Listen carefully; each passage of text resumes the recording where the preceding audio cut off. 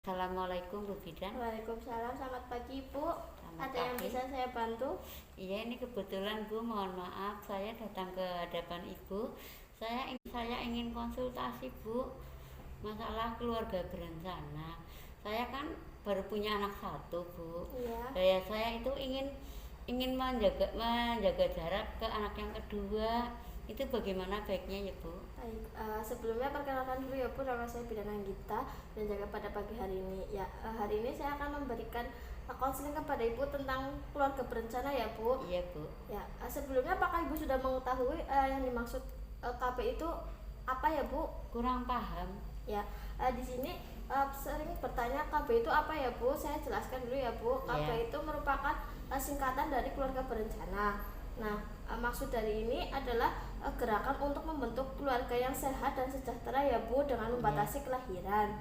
Untuk keluarga berencana ini merupakan salah satu usaha ya Bu untuk merencanakan jumlah anak serta jarak kehamilan menggunakan alat kontrasepsi. Tujuan dari KB itu sendiri mencegah kehamilan karena alasan pribadi ya Bu, dan menjarangkan kehamilan dan membatasi jumlah anak. Nah, lalu selanjutnya ada manfaat KB ya Bu. Manfaat KB yang pertama itu memungkinkan wanita untuk mengontrol kesuburan mereka ya Bu. Lalu yang kedua ada memberikan manfaat kesehatan dan reproduksi ya Bu, yaitu metode kontrasepsi hormonal yang menggabungkan antara hormon estrogen dan progesteron dan dapat menurunkan resiko kanker ovarium ya Bu, atau kanker rahim.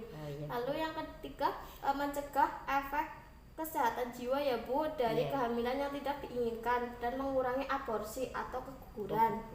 Lalu manfaat yang selanjutnya adalah kemampuan untuk mengontrol kesuburan juga ya Bu. Mungkin wanita untuk lebih mengontrol aspek lain dari kehidupan mereka ya Bu. Misal memutuskan kapan mereka mengapa dan bagaimana kenapa mereka menikah ya Bu. Ya, lalu yang selanjutnya ada macam-macam KB ya Bu. Macam-macam KB yang pertama ada pil KB. Pil KB itu tablet yang diminum setiap hari oleh seorang wanita ya Bu, untuk mencegah kehamilan. Lalu yang kedua ada KB suntik.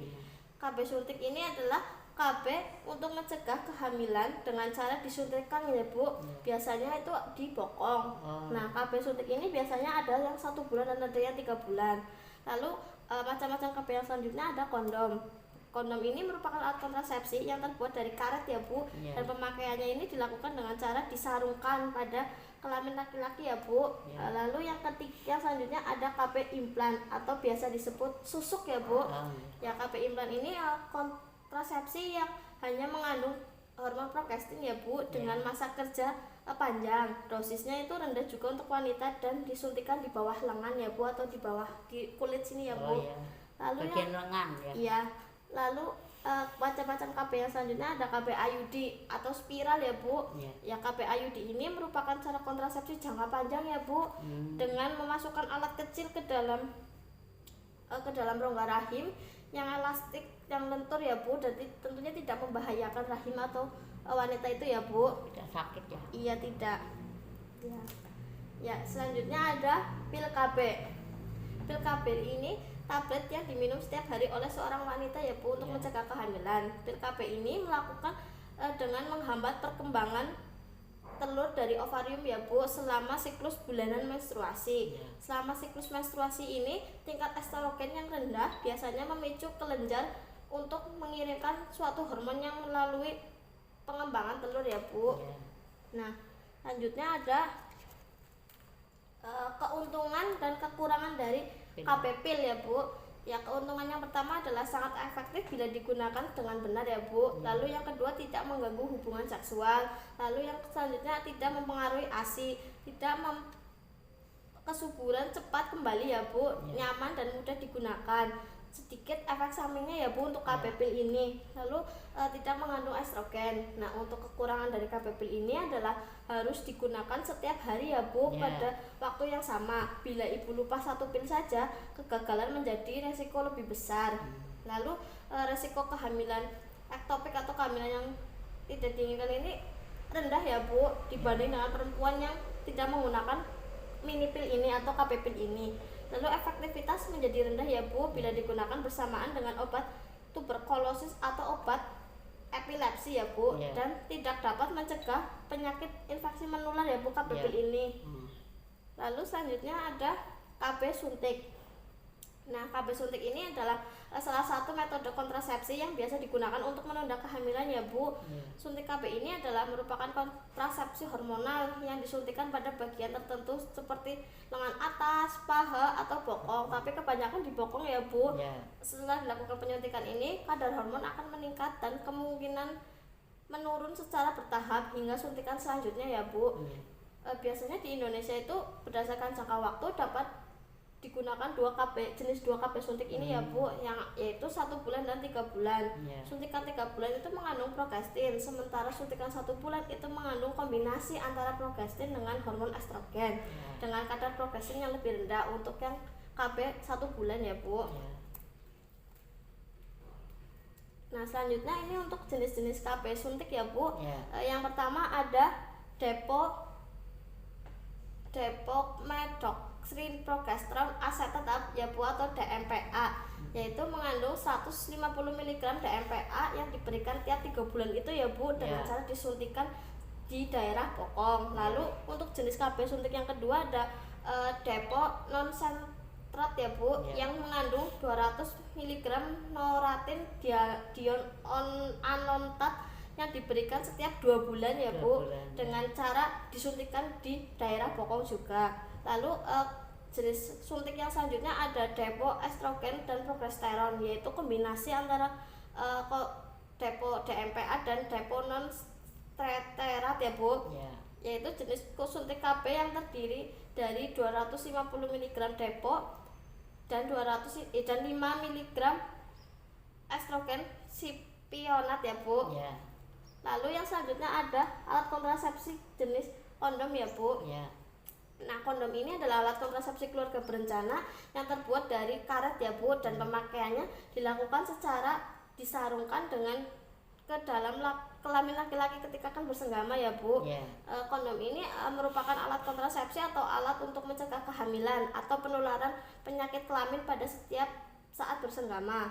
Kondom biasanya dibuat dari bahan latex ya Bu, dan dipakaikan pada alat kelamin laki-laki atau wanita dalam keadaan ereksi sebelum bersenggama atau bersetubuh dengan suami dan wanita ya Bu. Lalu kondom ini menghalangi masuknya sperma ke dalam vagina ya Bu, sehingga pembuahan dapat dicegah, yaitu mencegah sperma masuk ke dalam alat reproduksi wanita ya Bu. Manfaat dari kondom ini adalah keterbatasan maupun efek samping yang ditimbulkan kondom wanita itu hampir sama dengan kondom lelaki ya Bu. Tingkat efektivitas kondom wanita itu akan lebih tinggi apabila cara penggunaannya benar ya Bu. Untuk angka gagal kontrasepsi kondom ini sangat sedikit ya Bu, yaitu 2 dari 12 kehamilan per 100 ke perempuan per tahun ya Bu. Lalu selanjutnya ada keuntungan dan kekurangan KB kondom ini ya Bu. Untuk keuntungan yang pertama adalah efektif bila digunakan dengan benar ya Bu, tidak mengganggu produksi ASI, tidak mengganggu kesehatan ibu ya Bu, tidak mempunyai pengaruh sistemik dan murah dan dapat dibeli secara umum ya Bu, mudah juga dipakai. Lalu untuk kekurangannya adalah efektivitas tidak terlalu tinggi, cara penggunaannya sangat mempengaruhi keberhasilan kontrasepsi ya Bu, agak mengganggu hubungan seksual ya Bu. Pada beberapa klien itu bisa menyebabkan kesulitan untuk mempertahankan ereksi ya Bu. Nah, selanjutnya ada KB IUD atau KB spiral ya Bu, yang biasa disebut KB IUD ini atau spiral adalah alat kecil yang terdiri dari bahan plastik yang lentur ya Bu, yang dimasukkan ke dalam rahim, yang harus diganti jika sudah digunakan selama periode tertentu. Untuk IUD ini merupakan cara kontrasepsi jangka panjang ya Bu.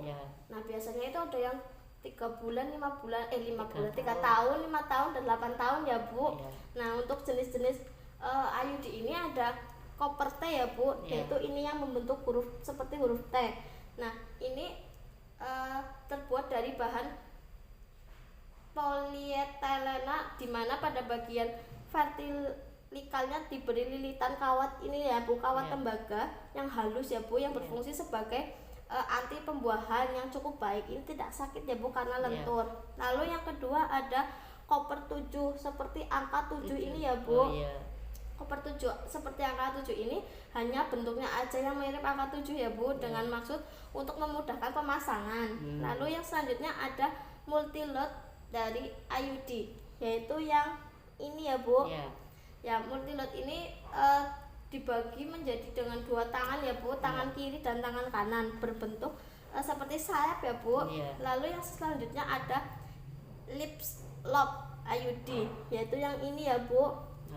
Yang ini ya, ini berbentuk spiral ya Bu, atau seperti huruf S bersambung. Nah, ini untuk memudahkan kontrol atau dipasang benang pada ekornya ya Bu. Ini tidak sakit ya Bu, karena lentur. Lalu keuntungan dan kerugian dari KB IUD. Keuntungan yang pertama itu sangat efektif ya Bu, pencegahan kehamilan dalam jangka waktu panjang sampai 10 tahun. Lalu yang kedua, IUD ini dapat efektif segera setelah pemasangan ya Bu. Lalu keuntungan yang selanjutnya adalah tidak mempengaruhi hubungan seksual. Lalu yang selanjutnya adalah tidak mempengaruhi ASI ya Bu, produksi ASI. Lalu dapat dipasang segera setelah melahirkan. Untuk kerugiannya atau kelemahan dari KB IUD ini mengalami keterlambatan haid ya Bu. Lalu terjadi perdarahan yang lebih banyak dari haid yang biasanya. Lalu terdapat tanda-tanda infeksi seperti keputihan, suhu badan meningkat, menggigil ya Bu. Lalu sakit ya Bu, misalnya di perut pada saat melakukan senggama ya Bu, atau berhubungan ya Bu. Dan apabila Ibu mengalami hal tersebut, Ibu segera menghubungi dokter jika menemukan gejala-gejala seperti itu ya Bu. Ya. Lalu kontrasepsi yang selanjutnya ada KB implan atau susuk ya Bu. KB implan atau susuk adalah suatu alat kontrasepsi yang mengandung levonorgestrel yang dibungkus dalam kapsul ya Bu. Nah, ini disusukkan atau dimasukkan ke dalam kulit ya Bu, yang di bagian lengan. Lengannya tidak dominan untuk melakukan kegiatan ya Bu. KB implan ini merupakan kontrasepsi yang hanya mengandung progestin ya Bu, dengan masa kerjanya juga panjang ya Bu. Dosis rendah untuk wanita juga ya Bu. Selanjutnya ada jenis-jenis KB implan atau jenis-jenis KB susuk ya Bu. Yang pertama itu Norplan ya Bu. Norplan itu terdiri dari 6 batang yang lembut ya Bu dan berongga panjang dengan diameternya itu sekitar 2,4 mm ya Bu, yang diisi dengan 36 mg levonorgestrel ya Bu, dan lama kerjanya itu 5 tahun. Lalu yang kedua ada implanon. Implanon itu terdiri dari satu batang putih lentur ya Bu, dengan panjang kira-kira 40 mm lah. Dan diameternya 2 mm, yang diisi dengan 68 mg sampai 1 keto desogestrel, dan lama kerjanya 3 tahun ya Bu. Lalu untuk jenis KB implan yang selanjutnya ada Jadena ya Bu, terdiri dari 2 batang yang diisi dengan 75 mg levonorgestrel dan lama kerjanya 3 tahun ya Bu. Lalu yang selanjutnya ada kerugian dan keuntungan dari KB implan ini ya Bu. Untuk keuntungan yang pertama adalah mencegah kehamilan hingga 5 tahun, lalu tidak menimbulkan rasa sakit atau luka di dalam kulit, lalu kesuburan kembali pulih setelah susuk KB ini dilepas ya Bu, lalu tidak memerlukan pemeriksaan dalam, lalu tidak mengandung hormon estrogen dan tidak mengganggu produksi ASI. Untuk kerugian atau kelemahan dari KB implan ini adalah setelah pemasangan akan merasa mual ya Bu, dan sakit kepala, perubahan perasaan dan kegelisahan. Lalu yang kedua ada memicu peningkatan atau penurunan berat badan ya Bu. Nah, perlu dilakukan pembedahan kecil untuk pemasangan dan pelepasan ya Bu, di sini di lengan yang tidak dominan untuk melakukan kegiatan ya Bu. Nah, lalu tidak dianjurkan untuk wanita yang menderita penyakit kanker payudara, kanker hati, pengumpulan darah, dan perdarahan tanpa sebab serta kolesterol tinggi ya Bu. Itu tidak disarankan. Nah, berdasarkan dari penjelasan saya tadi tentang KP-KP atau macam-macam dari alat kontrasepsi ini, Ibu sudah mempunyai keputusan ya Bu, ingin ber-KP apa? Saya ingin pakai IUD saja Bu Bidan. IUD atau spiral ya Bu? Saya catat dulu ya Bu. Ibu siapa ya Bu? Bu Wiwi. Iya, untuk KP IUD ya Bu, yang jangka waktunya berapa tahun Bu? 8 lah. 8, ya oke. Ya, ini sudah bulat ya Bu keputusannya untuk menggunakan KP IUD atau KP spiral ya Bu? Ya baik. Terima kasih atas kerjasamanya. Selamat pagi.